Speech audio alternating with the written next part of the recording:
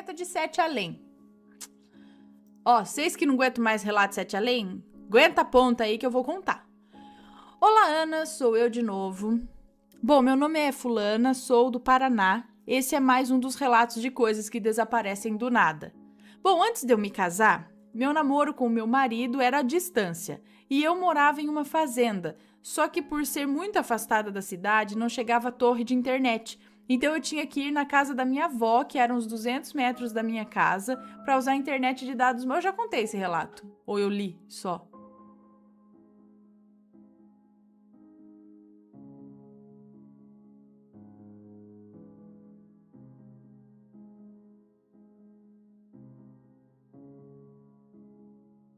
Bom, vou terminar de contar. Então eu ia na casa da minha avó para usar a internet de dados móveis dela, para conseguir falar com ele. Tudo certo? Obrigada, olha, eu tava com fome, meu marido me trouxe. Percebi que você tá ficando devagar, sabe? Tá faltando energia. Desculpa interromper o relato. Tô com fome, gente. Aí eu vou comer o quê? Carolinas. Profiteroles e Carolina. Ai. Preciso de energia, gente. Você tá escutando eu mastigar?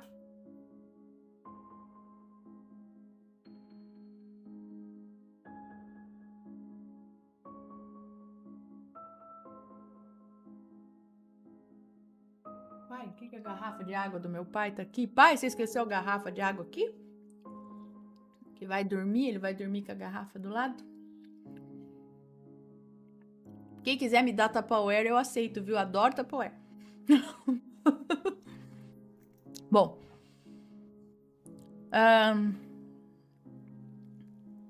Então, beleza. Ia na casa da avó pra usar a internet dela, de dados móveis, pra conseguir falar com ele. Então, como mais um dia, eu fui na casa da avó por volta das 7 da noite pra conversar com ele e tal. Fiquei lá até umas 11 da noite e fui embora pra casa. Cheguei em casa, peguei meu pijama, coloquei em cima da minha cama e fui tomar banho. Acabei o banho, me sequei e fui me trocar. Vesti o short e fui vestir a camiseta de pijama. Mas cadê a camiseta que eu tinha colocado em cima da cama junto com o short? A camiseta não estava mais lá. Eu procurei em todo lugar do quarto. Guarda-roupa, banheiro, olhei embaixo da cama, no meio das cobertas e nada da bendita camiseta. Então eu deixei quieto e fui dormir. Aí, uns 3 dias depois, eu fui limpar a casa e tal. Fui varrer debaixo da cama. E como eu dividia quarto com as minhas 2 irmãs pequenas, eu sempre abaixava para ver se uma cama de casa... Eu sempre abaixava para ver se não tinha nada que pudesse quebrar. Então eu abaixei e, para minha infelicidade, a bendita da camiseta estava lá, dobradinha, debaixo do lado que eu dormia na cama. Eu dividia uma cama de casal com a minha irmã. Eu, assustada, peguei a camiseta e na hora que eu abri a camiseta, eu quase tive um infarto.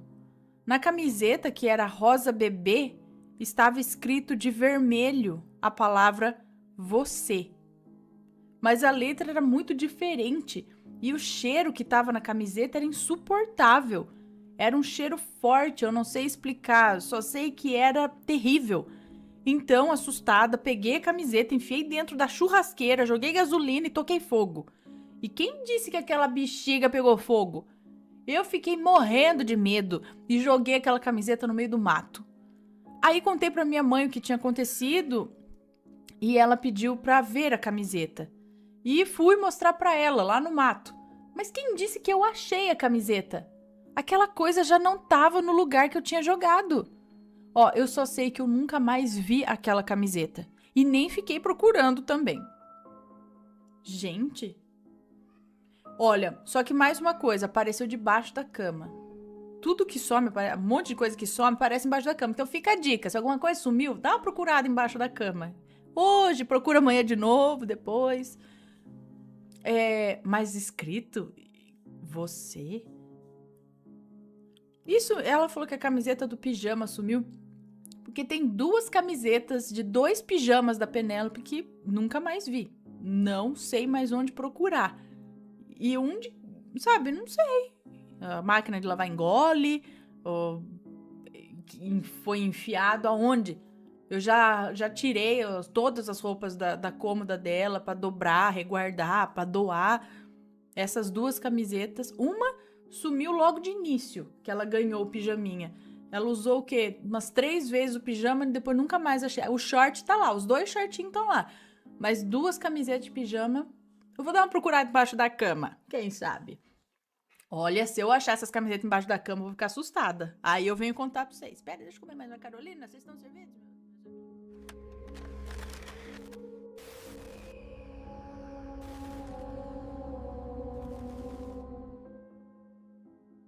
O diabo do sonho possuiu meu primo, então é de possessão, vamos lá.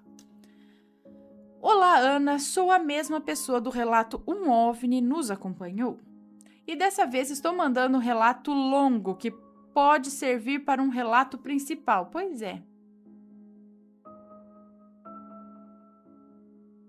O caso que vou contar a seguir aconteceu há mais ou menos 3 anos, no qual eu acredito que minha mãe teve um aviso de que isso iria acontecer e isso nos assustou muito e chocou todos que estavam lá presentes no momento.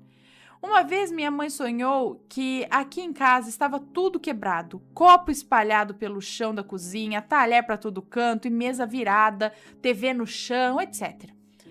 Aí ela estava andando quando um amigo espírita e exorcista do meu um amigo do meu pai, espírita e exorcista, apareceu. Minha mãe, confusa, perguntou para ele o que ele estava fazendo lá e ele respondeu que estava só orando. Ele foi para o fundo da casa onde fica a lavanderia e um espaço no fundo para estender a roupa. Minha mãe foi atrás dele, mas quando ela chegou lá, ele já não estava mais. Quando ela se virou para voltar, um demônio pulou em cima dela e jogou ela no chão, falando que ela estava atrapalhando as coisas dele e que ele ia levá-la. Do nada esse amigo surge orando em latim e minha mãe começou a conversar com esse demônio, mesmo ele mandando ela calar a boca, falando que ele era bom, que ele era um anjo e que não precisava dele ser assim. Enquanto ela falava isso, o demônio cuspia uma gosma preta nela. Guarda essa gosma preta aí, viu? Lembrando que isso é um sonho que a mãe dele teve, tá? E mandava ela calar a boca. Depois de muito tempo brigando com ele, ele levantou, levitou e uma luz o iluminou. Ele então ficou lindo de acordo com ela, a pessoa mais linda que ela já viu. Aí ele falou, viu? Aí ela falou, viu? Você é bom e bonito, não precisa fazer essas coisas. No mesmo dia desse sonho, a gente foi convidado para uma festinha caseira que a minha prima estava fazendo para o aniversário da sua sobrinha. Ela tinha chamado nós, os 2 irmãos dela e meus padrinhos. Nós fomos lá, os irmãos dela já tinham chegado de viagem e a sobrinha dela estava lá. Meu pai, meu padrinho e meu primo, o que não é pai da menina aniversariante, começaram a beber. Foram bebendo, batendo papo. Quando na 4ª cerveja, se eu não me engano, esse primo meu começou a revirar os olhos e espumar pela boca. Ele estava tendo um ataque de epilepsia. Ele nunca teve, porém ele teve uma perda de memória onde ele nem sabia o próprio nome. Minha prima, que era muito cética, entrou em desespero como todo mundo lá. Tentaram tomar controle da situação e levaram ele para o quarto, onde ele, ainda tremendo, ficou por alguns segundos até apagar de vez. Mas o desespero bateu quando eles viram que ele não estava respirando depois do ataque. Então todo mundo já começou a gritar e querer chorar sem saber o que fazer, falando que o Júnior tinha morrido e tal. Foi quando repentinamente ele abriu o olho arregalado e começou a gritar e chorar ao mesmo tempo. Quando ele começou com essa gritaria, choro, sei lá, todo mundo já mais tranquilo, tentaram acalmá-lo, falando que estava tudo bem e que nada tinha acontecido. Mas ao ouvir isso, ele começou a ficar agressivo, queria bater em todo mundo. Ele estava com uma força que ele não tinha. Chegou a quebrar a cama de tanto brigar com quem estava lá. O pessoal começou a entrar em desespero de novo, porque porque não era ele. Porque ele já está... Ah, não. Começou a entrar em desespero de novo, porque ele já estava completamente fora de controle, muito forte, mais do que o normal dele. O marido da minha prima e meu primo continuavam falando que estava tudo bem, mas quanto mais ele ouvia isso, mais agressivo ele ficava. Até que ele começou a falar com uma voz misturada, que variava de grossa que variava de grossa pra caramba. Que variava de grossa pra caramba para uma voz sofrida de ódio. O Roberto não está aqui. Ele falava assim: o Roberto não está aqui, ele já foi. Agora é só eu e vocês aqui e ninguém vai me tirar daqui tão cedo. E ele gritava. Minha prima, como eu disse, era muito cética. Saiu correndo do quarto com muito medo. O irmão dele saiu junto com a namorada e a filha não saiu de perto de mim e do meu irmão, que estávamos lá fora com a minha madrinha. Mas a coisa ficou feia mesmo quando ele viu a minha mãe. Não sei se o que estava nele estava tentando enganar ela ou se era ele voltando de repente. Mas ele dizia: tia, me ajuda, tia, eu não aguento mais. E ele cuspia nela uma gosma preta. Toda hora cuspindo essa gosma nela e repetindo: eu não quero ficar aqui, me ajuda. Pedindo para ela. Então as coisas começaram a piorar. Ele começou a tentar levantar e em uma dessas tentativas ele tentou agarrar minha mãe e acabou quebrando o guarda-roupas. Ele dizia: você vem comigo. Por segurança, o pessoal preferiu que a minha mãe saísse, mas eu não sei o que deu nela que ela não saiu. Ele tentou levantar de novo e novamente falhou. Foi então quando meu pai começou a rezar as orações espíritas dele. Em mais uma das tentativas dele levantar, ele finalmente conseguiu. Me disseram que ele levantou numa força que quase derrubou o marido da minha prima, que é, vamos dizer, acima do peso, e não cai fácil. Quando ele levantou, ele tentou ir para cima da minha mãe. Ele cuspiu mais uma vez aquela gosma preta, puxaram ele e ele voltou para o vão entre o guarda-roupas e a cama. O namorado da minha prima estava segurando ele e ele conseguiu empurrar ela para fora do quarto. E conseguiu empurrar ele para fora do quarto. Ele tentou correr, mas puxaram de volta para o quarto. Era uma pessoa empurrando ele de volta e outros 2 homens, mais a minha mãe, puxando ele de volta. Depois de muito tempo brigando com ele, ele começou a acalmar. Depois de muita oração, depois de muito credo e Ave Maria, ele começou a acalmar. Foi deitando na cama e acabou dormindo, bufando igual um boi. Quando todo mundo pensou que tinha acabado, o irmão dele entra dentro da casa com um semblante diferente. Ele entrou no quarto, chegou perto do irmão e agarrou ele pelo pescoço, dizendo que ia matar ele naquele momento. A ex-namorada dele tentou tirar ele de lá, mas acabou levando um soco na cara. Meu pai, meu padrinho e o marido da minha prima conseguiram tirar ele de cima do irmão e colocar ele para fora do quarto e fechar a porta. Ele ficou lá batendo na porta e uma hora parou. Foi lá para fora e pensando que acabou? Não, ainda não acabou. O irmão dele começou a rosnar dessa vez e gritar. Minha mãe finalmente saiu e mandou a gente sair da casa com a minha madrinha. E lá foi o Luan, o irmão e a priminha pequena junto com a minha madrinha para fora de casa. Fomos lá para a esquina porque minha madrinha disse que o que estava lá podia fazer mal para a gente se a gente ficasse perto. Não sei o que aconteceu lá depois que eu saí, mas quando minha mãe ligou para minha madrinha pedindo para a gente voltar, quando chegamos lá, esse meu primo que ficou possuído estava dormindo. O quarto estava todo destruído e os quadros que estavam no corredor que dava acesso ao quarto estavam no chão. O irmão dele também estava mais cansado. A ex dele, com a cara vermelha, nem olhava na cara de ninguém. Minha prima em choque e o resto lá todos cansados. Aquela festa nem teve parabéns. Só partimos o bolo e levamos para comer em casa. No outro dia, o meu primo, que ficou possuído, ligou pedindo desculpas e querendo saber o que aconteceu. Minha mãe preferiu não dizer, mas aceitou as desculpas dele. O irmão dele também ligou pedindo desculpas, porque disseram para ele que ele tentou matar o próprio irmão e que ele não lembrava de ter feito isso. A namorada dele acabou o namoro no mesmo dia. Minha prima, que é cética, hoje não pode ouvir a palavra espírito ou algo do tipo, que já reza 3 Ave Maria e 3 Pai Nosso. O possuído hoje está com uma filha de 1 mês, muito lindinha por sinal, e ele não voltou mais para cá, depois do ocorrido, mas ele ainda pretende voltar para mostrar a filha.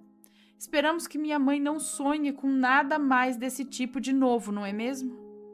Às vezes eu me pergunto o que foi aquilo e o que minha mãe fez para aquele demônio ter tanto ódio dela daquele jeito.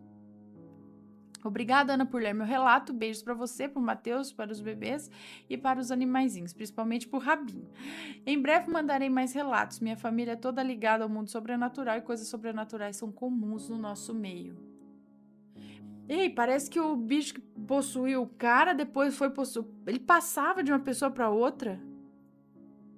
Ainda bem que ficou em 2 só ali. Por que os irmãos? Por que os 2? Será que eles eram 2 pessoas mais abertas espiritualmente? E o que o bicho lá queria com a sua mãe, eu não sei.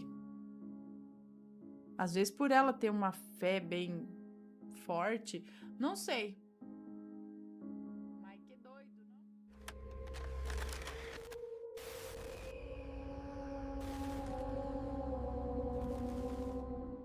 Manchas de sangue sem explicação. A moça que nos conta esse relato disse que isso aconteceu no dia 1º de março de 2014, quando estava ela e toda a família passando o carnaval, na verdade o sábado de carnaval, todos na roça, no sítio. Tudo ocorreu muito bem durante o dia, nada de anormal, tirando o fato da avó dela sempre dizer ver homens estranhos, homens de boca relaxada e preta. Aí eu fico imaginando o que é uma boca relaxada e preta? Seria assim, com a boca aberta e tudo preto, assim? E ela dizia ver esses homens espalhados pela casa. Bom, ela sabe que isso assusta, mas esse fato é explicado pelos médicos, afinal a avó dela tem Alzheimer. E dizem que esse tipo de visão é comum. São visões normais, são chamadas de alucinações.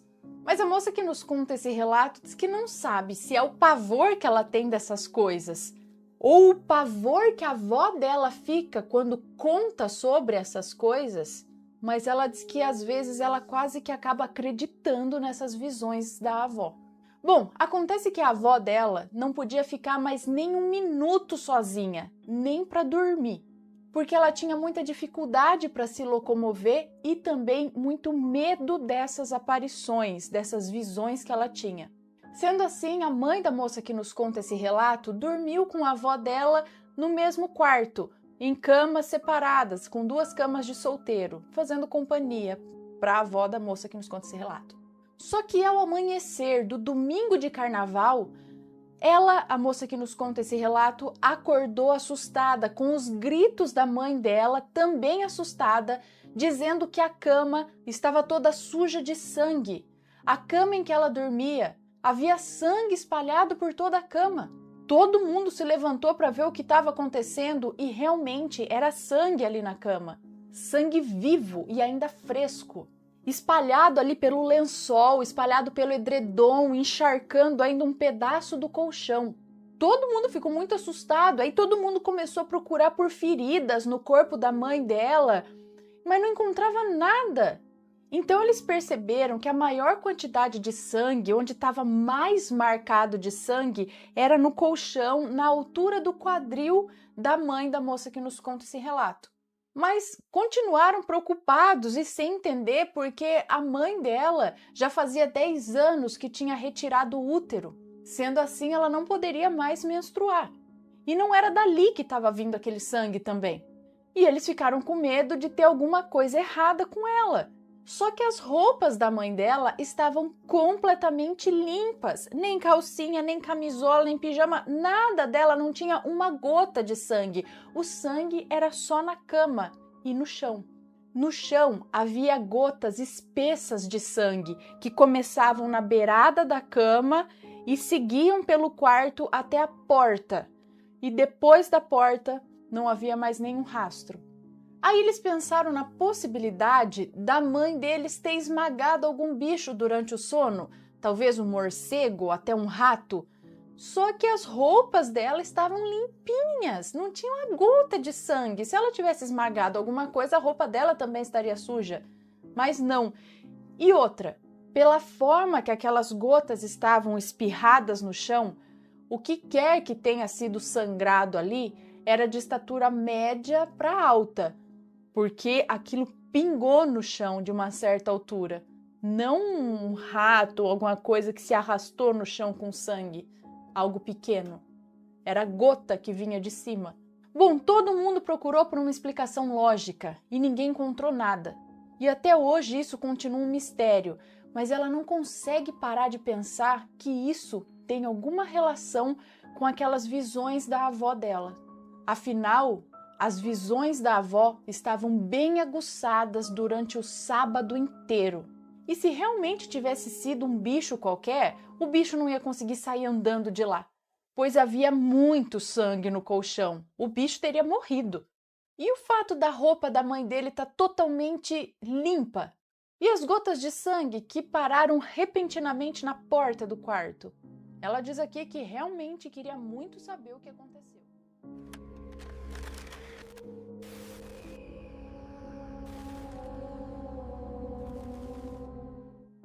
Vamos ver esse aqui, ó, é curtinho, ó.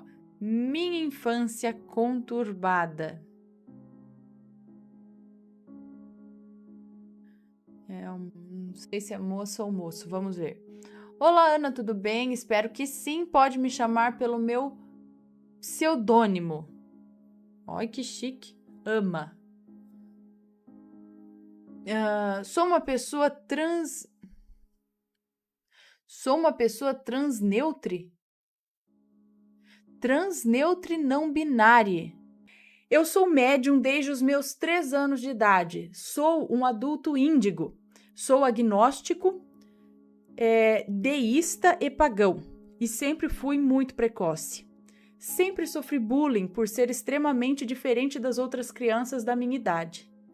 Primeiro relato. Quando eu tinha 3 ou 4 anos, eu fui vítima de abdução por um ano inteiro. Todos os dias, seres com 2,35 metros de altura, pele cinza, olhos pretos e amendoados do tipo cinza, me visitavam, me estudavam, cuidavam de mim e me protegiam. Na última vez que os vi quando criança, eles fizeram uma cirurgia no meu córtex cerebral pré-frontal e me fizeram me reconectar com a minha alma, fazendo com que eu me lembrasse de todas as minhas vidas passadas, tudo mesmo. Segundo relato, a minha mãe se desdobrou. Agora é o segundo relato. Minha mãe se desdobrou espiritualmente e foi para nossa cozinha, e lá ela viu um draconiano enorme. Eu não sei o que aquele ser tão horrendo estava fazendo na minha cozinha. Olha, eu sei que pode parecer loucura, mas eu sei de toda a origem sobre os seres humanos. Toda a verdade por trás de muitas coisas bizarras que acontecem por aqui. Eu queria poder contar tudo o que eu sei, sem parecer louco. E tenho medo que os draconianos me matem por falar a verdade. Ana, o que eu faço? Eu guardo os meus segredos ou conto para todo mundo inteiro a verdade?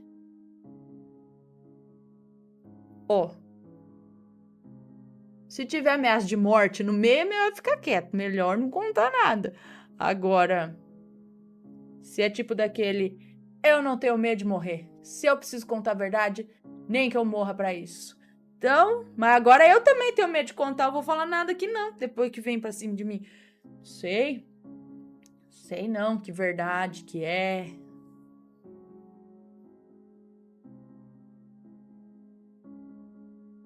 Draconiano, deixa eu ver um draconiano aqui agora também. Draconiano. Draconiano. Esses são seres que se refere a Drácon, legislador. Draconiano.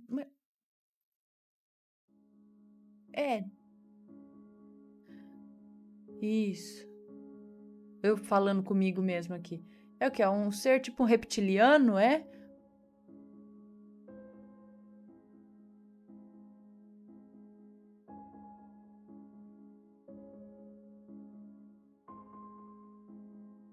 Aqui é o draconiano. Sei lá.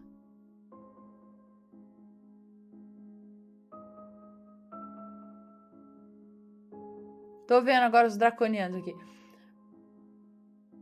Não sei. Não sei opinar a respeito disso.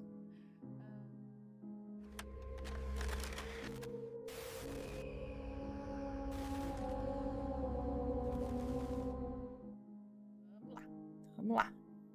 Que agora eu vou contar um relato. Ele é medião, tá? Que é o sobrado mal assombrado. Isso é cacofonia? Não. Não tem outro nome isso? Cacofonia seria tipo... como que é? Só vem cacofonia de besteira na cabeça. Tá, vamos ler. O sobrado mal assombrado.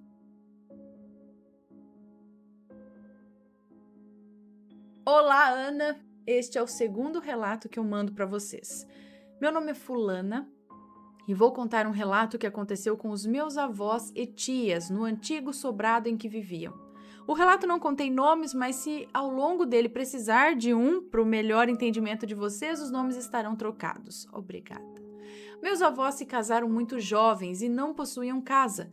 Os pais do meu avô cederam um antigo sobrado para eles morarem. Antes deles morarem lá, nesse sobrado, abrigava um casal que trabalhava nas terras do meu avô. Eram evangélicos fervorosos. Nessa época, acho que anos 50 ou 60, eu não sei ao certo. Era comum as famosas missões, onde a Igreja Católica organizava missas, campais para milhares de fiéis, romarias, etc. E acontece que o meu bisavô era um verdadeiro fiel da igreja, tendo até construído uma casinha ao lado da sua para dar pouso aos freis, padres e às suas comitivas. Pois bem, numa dessas missões, um famoso frei capuchinho italiano, a quem minha família eram devotos e ainda são. Não vou falar o nome, pois eu não me sinto nesse direito. Eu prefiro, claro, com certeza, preservá-lo. Um famoso frei capuchinho italiano, capuchinho, foi fazer uma missa campal no pequeno vilarejo onde a minha antiga família residia. Meu avô me diz que antigamente a igreja estava na missão de angariar mais fiéis e barrar o avanço das igrejas evangélicas no interior do Nordeste. Então, os discursos desse frei eram bem direcionados à discriminação da igreja evangélica. Lembra no começo do relato que eu falei da senhora que residia no sobrado? Pois bem, ela, como evangélica e sem noção, se me permite dizer, começou a esculhambar o pobre do frei, dizendo coisas horríveis a ele. Uma das coisas que ela o chamava era de bode velho. A plenos pulmões, Ana, na frente de milhares de pessoas. Começou a jogar sandálias no pobre do frei, que nesse tempo já era bem debilitado devido à avançada idade e uma doença que acometia sua coluna. O povo que estava na missão começou a se revoltar e quase lincharam a mulher lá mesmo. Mas o frei acalmou os ânimos dos fiéis e somente disse isso: não se perturbem, meus filhos. O bode velho, um dia ela vai ver. Ai. Esse frei, Ana, era considerado pelo povo da época como milagreiro também. E a população lá do vilarejo o tinha em alta estima. Esse episódio foi esquecido com o passar dos anos. E um dia uma catapora acometeu os habitantes da região. Com o casal de evangélicos não foi diferente. Eles pegaram uma catapora tão violenta que chegaram a não poder mais usar roupas e passavam o dia deitados em folhas de bananeiras, completamente nus.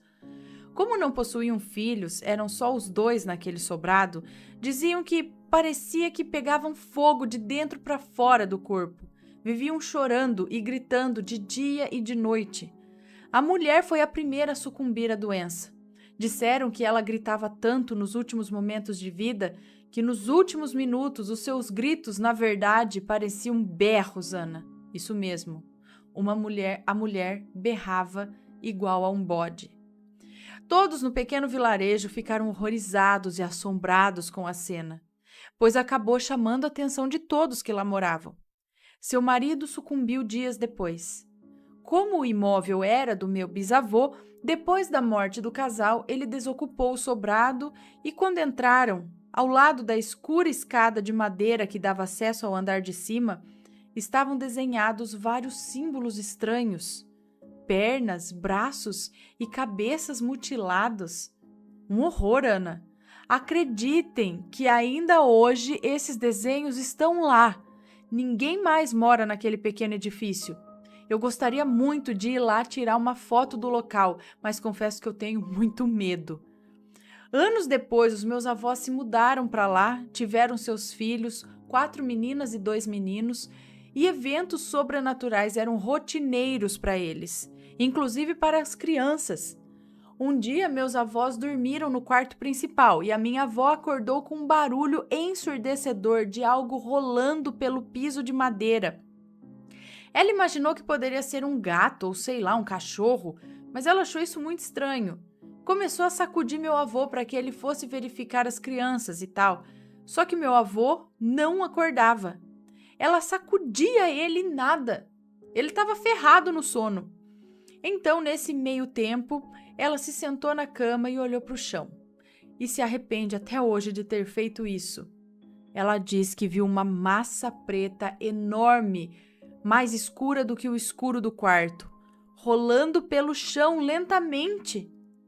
Ela disse que a massa não tinha forma definida, era como um emaranhado de corpos escuros e horripilante. Rolou até que bateu no guarda-roupas do quarto. Com um forte barulho, a minha avó encolheu na cama, cobriu a cabeça com lençol e começou a rezar, pedindo a Deus que aquilo fosse embora. A minha avó é uma verdadeira carola, Ana. Foi educada em colégio de freira, aí você pode imaginar o quanto de fé ela tem, mas nesse dia ela fraquejou de tanto medo. Mas não acabou por aqui.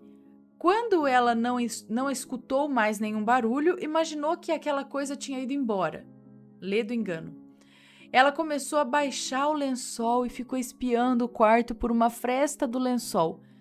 Quando a sua visão bateu no guarda-roupa, ela viu em cima dele uma cabeça, Ana. Uma cabeça que a fitava com seus olhos frios e vidrados. Ela conseguia enxergar, pois eles costumavam dormir com a luz do candeeiro aceso. Aí não teve jeito.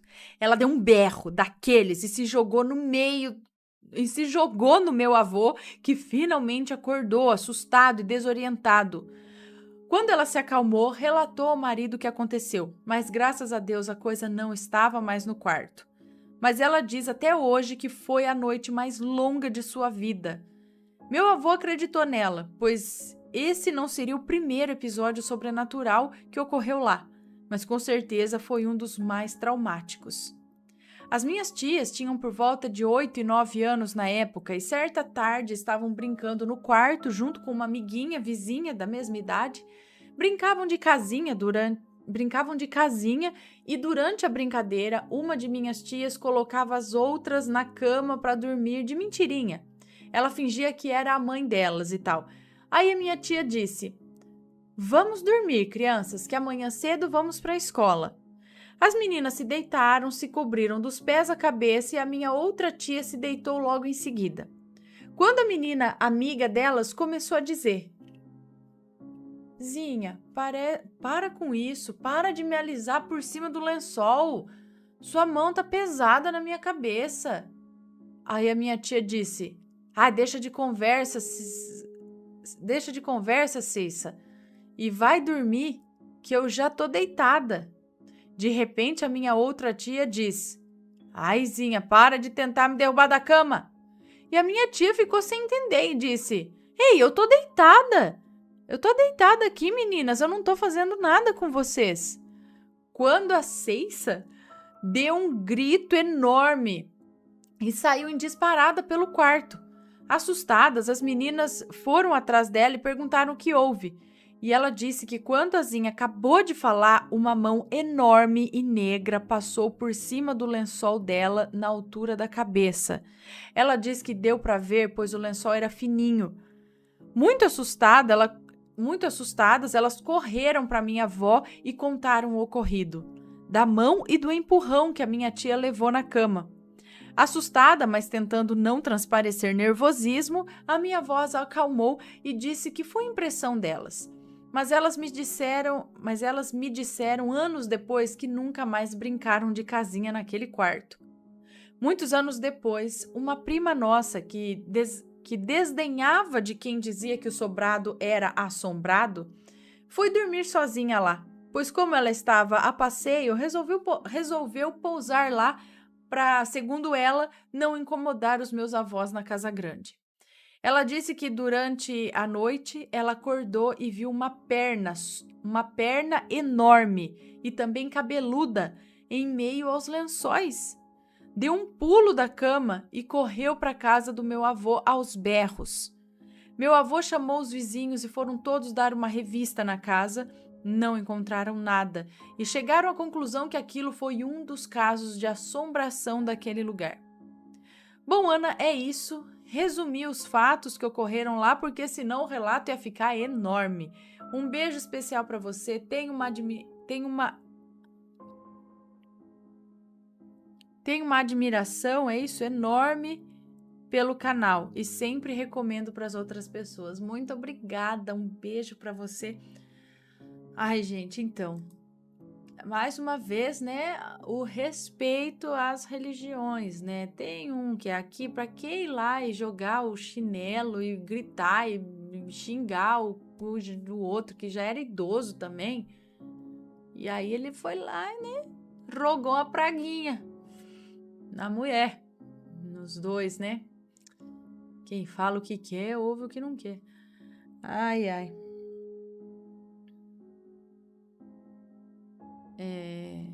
E aí, mas será que a coisa ficou lá por conta disso?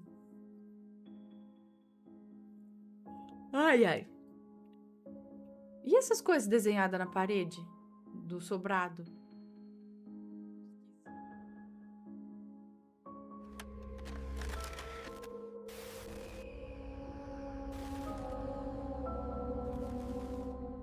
Peguei um ônibus para Sete Além?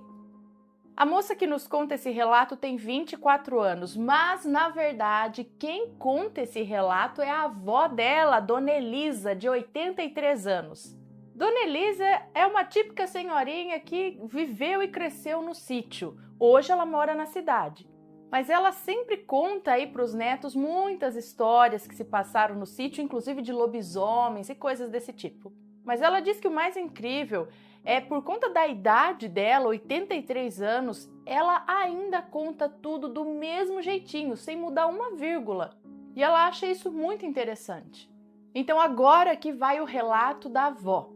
Então a avó dela, uma certa tarde, ela não lembra que mês que era, nem que ano que era, mas numa certa tarde ela acabou cochilando, lendo a Bíblia. Ela estava lendo lá o Salmo 91 e acabou cochilando. E ela acabou entrando num sono ali, acabou dormindo, mas o sonho que ela teve não parecia bem um sonho, era muito real. Ela sentia muito bem tudo aquilo que ela tocava, o vento que batia nela, era diferente dos outros sonhos. Era muito real. Então, ela estava ali, no sonho, entre aspas, parada no ponto de ônibus, esperando o ônibus que ia para a cidade. E o ônibus demorou a passar, mas chegou. E aí, quando ela entrou no ônibus, viu uma coisa surpreendente, porque o ônibus não tinha motorista, ele rodava sozinho. Também não tinha cobrador, mas o ônibus estava cheio de gente. A maioria homens, que tinham um rosto muito estranho, eram muito feios e todos eles sorriam riam, na verdade, gargalhavam para a avó da moça que nos conta esse relato. Olhavam para ela e gargalhavam com aqueles rostos feios, esquisitos. Até que uma moça foi até ela. Uma moça que estava lá dentro disse para ela que não sabia para onde aquele ônibus ia. E aí a avó conversou com essa moça e resolveram descer desse ônibus. E nesse momento, um daqueles homens ali que sorriam, aqueles homens esquisitos lá, virou para elas e disse que aquele ônibus não ia para a cidade não, e que era melhor elas descerem. Ela conta que ficou apavorada e deu sinal para o ônibus parar.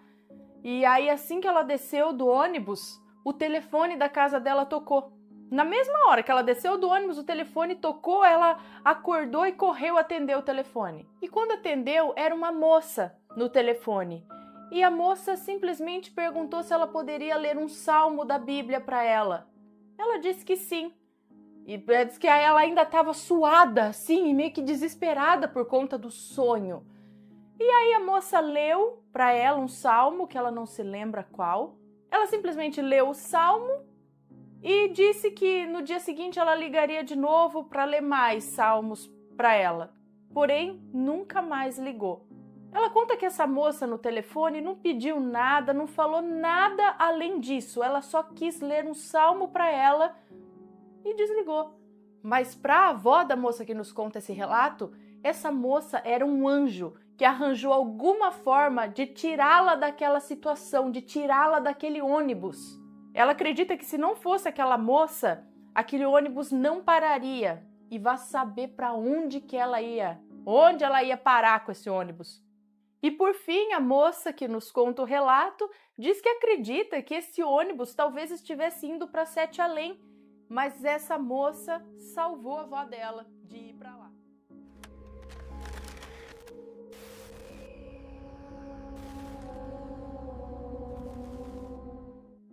A bruxa no meu quarto. Bruxa no quarto, vamos ver se... Oi, Ana, boa noite. Bom, o relato é bem curtinho e aconteceu com a minha família em 2017, os nomes já estão trocados. Ok, é uma moça. Tudo começou no final de 2016, quando eu me aproximei de uma amiga que, apesar de morar bem pertinho, mal nos falávamos. Pois bem, eu morava numa kitnet, eu, minha filha e o meu ex-marido. E essa minha amiga, Joana, começou a me chamar para ir em outras amigas dela, que são Júlia, que trabalhava no mesmo frigorífico que meu ex, e depois disso íamos na casa da Paula. Até aí tudo bem, não achei nada de estranho, mas chegando na Paula, a Joana me disse que ia tirar as cartas. Pensei, como assim? Que carta? Eu, Ana, fui criada em igreja evangélica, eu não frequento e nem acredito em cartomantes, mas resolvi entrar e ver como era. Então, a Paula me disse que iria ter uma grande surpresa. Eu não liguei, mas minha menstruação não veio em dezembro e dia 7 de janeiro fiz o beta e estava lá o meu tão esperado segundo filho. Eu e o Pablo começamos a procurar uma casa maior, pois assim ia tirar a Aninha do nosso quarto. E assim fizemos. Comecei a procurar uma casa maior, com 2 quartos, e me preparando para a chegada do meu pequeno Guilherme. Mas infelizmente eu tive um aborto com 2 meses de gestação. Eu já tinha visto a casa e a gente estava se preparando para mudar. E a Joana começou a frequentar a casa todos os dias. A Ana tinha, acho que a filha dela, a Ana tinha medo de ficar no quarto dela e vinha dormir na cama comigo. E o Pablo, comigo e com o Pablo. E foi aí que até o Pablo ficou com medo. Ana, nossa filha, sentava na cama, apontava para o teto e falava: "Pai, olha lá a bruxa, ela tá dando risada para mim. Quem colocou ela lá, pai?" E isso foi uma semana inteira ela falando isso. Então eu resolvi me afastar da Joana e a minha pequena Aninha de 3 anos parou de falar dessa tal bruxa e foi pro quarto dela.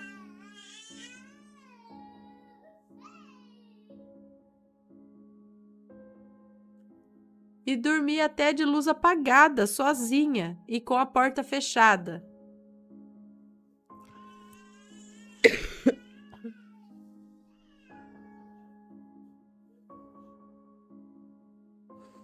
Ana, será que a Joana estava tentando fazer algum mal para minha filha, mandando esses trem imundo assustar ela? Beijo, fica com Deus. Tem 4 meses que descobri o canal e já tô viciada. Não consigo parar de assistir. Ai, filha, eu não desconfio de nada. Você tem que sempre ficar com o pé atrás, com umas amizades, com os negócios, porque...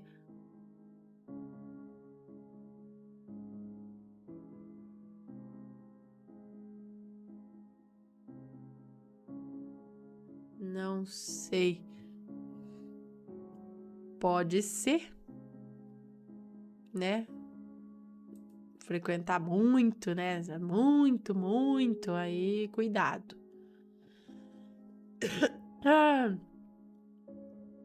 Deixa eu ver mais um aqui.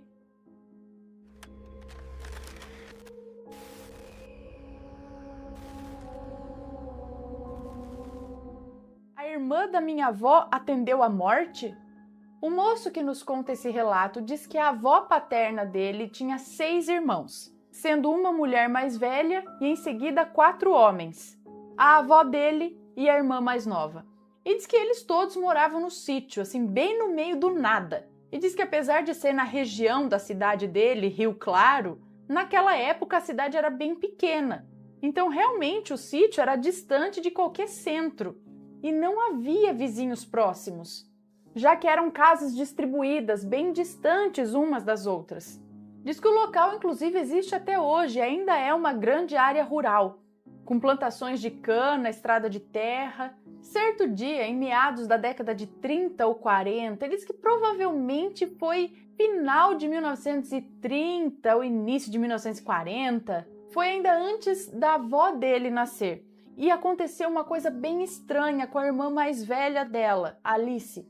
Um dia eles ouviram alguém bater na porta da casa. Ele só não lembra direito eles não lembram se foi batida na porta ou se bateram palma. Acontece que alguém estava chamando na frente da casa.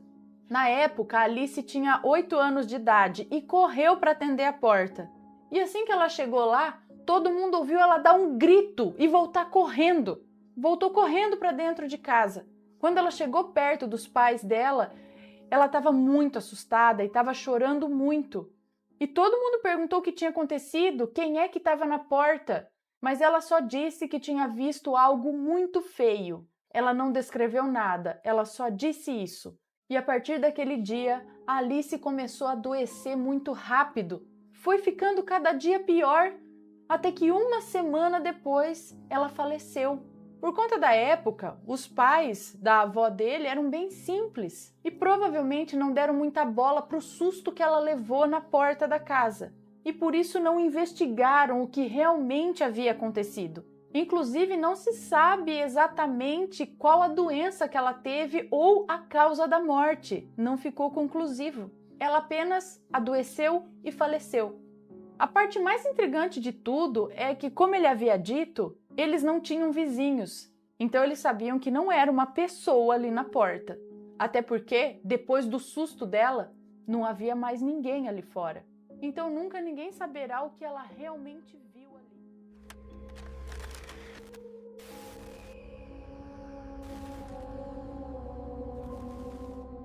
Vamos lá então. Primeiro relato aqui, efeito Mandela, premonição ou projeção astral. Aqui no caso ela nem sabe o que é direito, mas vamos ver. Olá, Ana e Assombrados, meu nome é Fulânia e desde já agradeço por ler o meu relato.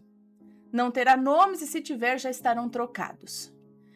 Eu sempre tive um pé atrás no sobrenatural.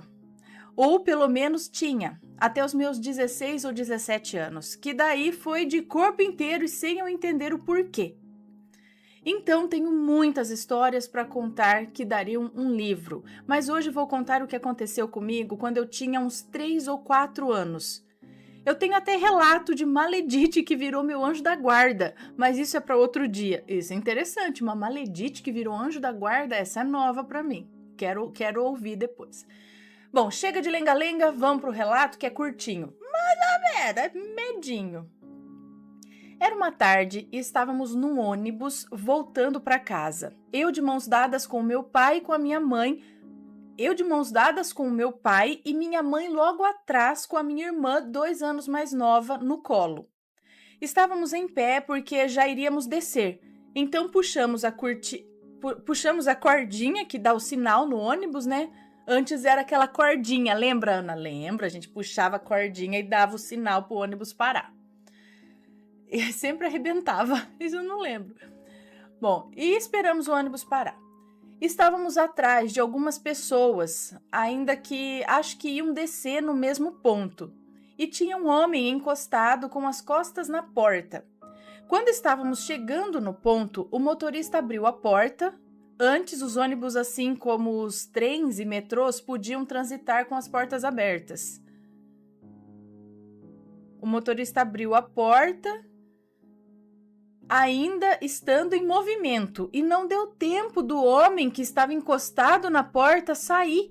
E ele acabou caindo e batendo a cabeça no meio-fio. As pessoas em choque não saíram do ônibus. Então, meu pai se posicionou com o pé ao lado do homem no chão, que estava desmaiado, e na escada do ônibus. Um pé no chão ao lado do homem e um outro pé, acho que na escada do ônibus. E me pegou no colo, me tirando de lá, e ajudou a minha mãe a sair. Ficamos de lado e ele foi ver se o homem estava vivo. E estava. Então ele voltou e pediu para minha mãe nos levar para casa. Pediu para minha mãe nos levar para casa, que ele iria prestar os pediu para minha mãe nos levar as crianças para casa, que ele iria prestar os primeiros socorros e esperar a ambulância chegar. E assim foi feito. Colocaram o homem deitado na calçada, com a cabeça sangrando, e ficaram lá até a chegada da ambulância. E o meu pai já estava com a camisa social azul clara, já toda manchada de sangue. Quando a ambulância chegou, meu pai foi junto com o homem para o hospital. E foi isso, Ana. Tudo que eu vi naquele dia. Eu sei que não tem nada de sobrenatural. Porém, para mim, a parte mais curiosa aconteceu anos mais tarde, quando eu estava com uns 18 anos. Isso aconteceu quando ela tinha, o que ela falou? 3 ou 4 anos de idade. Beleza, quando eu estava com uns 18 anos, estávamos tomando café, sentados à mesa, conversando sei lá o quê, e perguntei para o meu pai se aquele homem tinha morrido. E ele não sabia quem era. E eu contei a história para ele se lembrar. Até que terminei a história e ele e a minha mãe se olharam estranhamente e perguntei por que o susto. E foi quando a minha mãe, já menos chocada, me falou que eu não tinha passado por nada disso. Agora foi a minha vez de ficar chocada. Como assim eu não passei por isso? Eu inventei tudo isso e fiquei durante anos me lembrando de uma mentira? E então ela me explicou que o meu pai estava viajando a trabalho e eu estava em casa. E falei para minha mãe que o meu pai iria chegar naquela noite com a camisa toda suja de sangue. E a minha mãe disse que não, que ele só voltaria de viagem no dia seguinte e iria para a casa dele e só iria nos ver no fim de semana. Meu pai tinha 2 famílias. E eu insisti que ele chegaria aquele dia e estava com a camisa cheia de sangue. Minha mãe, para não dar muita conversa, disse: "Ah, tá bom", e continuei brincando. E fui dormir, pois eu acordava cedo para ir para a creche. E ela continuou dizendo que bem mais tarde, naquela noite, o meu pai chegou realmente com a camisa cheia de sangue e contou para minha mãe que quando ele foi descer do ônibus, um homem caiu e se machucou e ele ajudou no socorro do homem e tinha acabado de sair do hospital. E ela contou para o meu pai que eu já tinha falado para ela, mas ela não tinha acreditado. E depois disso, a minha mãe começou a pedir para Deus para tirar esse dom de mim, porque pelo que ela disse, eu tinha o dom da premonição, e não foi só dessa vez. Mas não deu muito certo. Hoje, com 35 anos, eu me lembro como se fosse ontem, e eu estando lá. Eu ainda continuei tendo visões, mas não tão nítidas. e não sabia se era sonho ou não, então eu achava melhor não contar. E num outro momento eu te conto como eu sonhei com o meu marido antes de conhecê-lo e muitos outros. Tenho até de maledite de outra vida que me possuiu e tentou matar meu filho, credo. Mas se você ler esse, eu mando outros. E o que você acha, Ana? Foi premonição, foi projeção astral, foi efeito Mandela ou o quê? Porque eu não tive só a visão, eu estava na cena antes de acontecer. Já tive várias visões, mas essa realmente me perturba.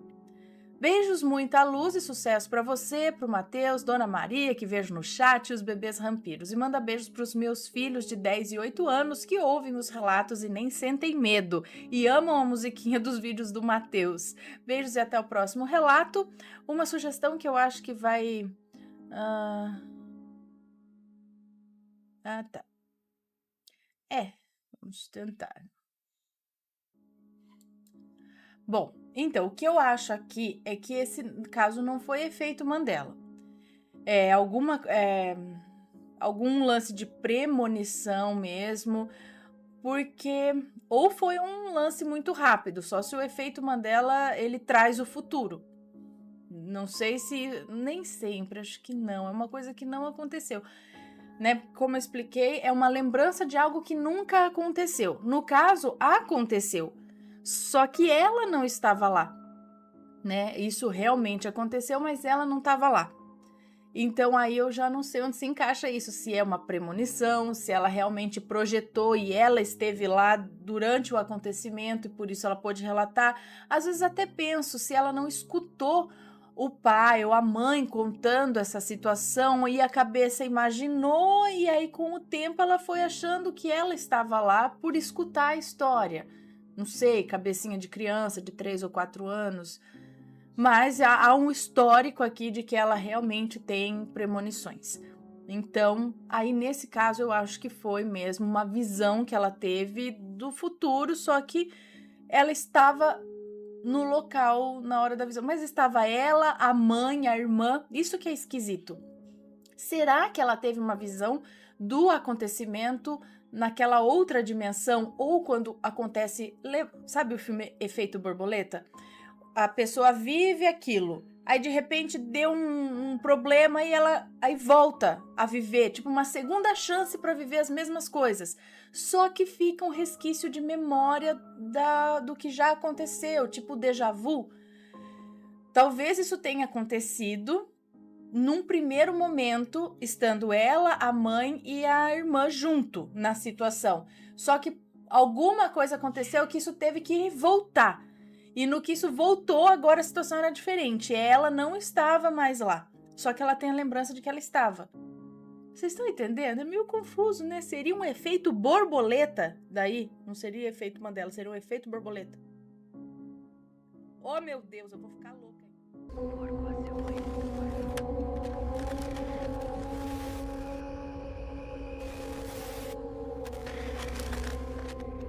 Agora, o Reverso Assombrado tem uma área de membros. E é lá que estão os cortes proibidos, relatos sem censura mais profundos e mais perturbadores, se você quer ir além. Clique em Seja Membro e venha fazer parte da Sociedade Reversa. Está gostando dos relatos no Reverso Assombrado? Então não se esqueça de deixar o seu like. E é claro, se ainda não for inscrito, se inscreva.